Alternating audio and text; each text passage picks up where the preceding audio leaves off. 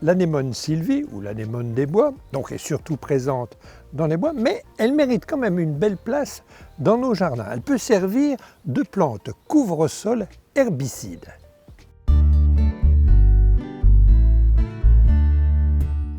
En mars-avril, l'anémone des sous-bois tapisse les forêts de feuillus de ses jolies fleurs blanches. On la trouve dans les sous-bois frais des zones tempérées. Elle est présente aussi dans les prairies humides, des zones montagneuses. En revanche, l'anémone sylvie est inexistante dans les forêts de conifères ainsi que dans les zones méditerranéennes car le sol est beaucoup trop sec. L'anémone des bois, on pourrait quasi la comparer à du chien-dent, bien que ce sont deux plantes, deux familles complètement différentes. Alors pourquoi la comparer avec du chien-dent? Si on observe les racines charnues, donc elles possèdent exactement les mêmes genres de racines, ce sont des rhizomes qui sont en surface du sol. Et l'anémone, petit à petit, va gagner du terrain. Mais ces rhizomes sont très serrés, très enlacés. Elle empêche les autres plantes de pousser. Et c'est aussi pour cette raison qu'on considère l'anémone des bois comme couvre-sol herbicide. Si vous plantez ce genre d'anémone au pied d'une haie, aucune autre herbe ne pourra prospérer.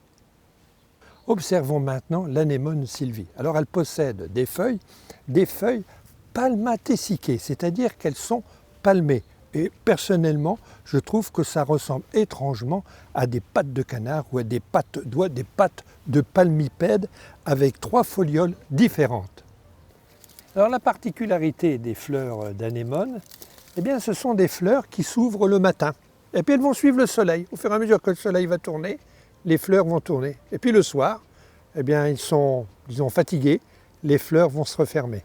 Elles se referment aussi lorsque le temps est très humide pendant toutes ces périodes pluvieuses. Et les fleurs seront toutes tournées du même côté. On a vu que l'anémone des bois est une plante herbicide. Alors si vous voulez multiplier cette plante pour la mettre au pied d'une haie, pour ne pas avoir utilisé soit la binette, soit des herbicides, eh bien il faudra attendre qu'elle soit défleurie. Car c'est pendant la période de repos que vous allez extraire les rhizomes et que vous allez pouvoir les planter au pied de votre haie.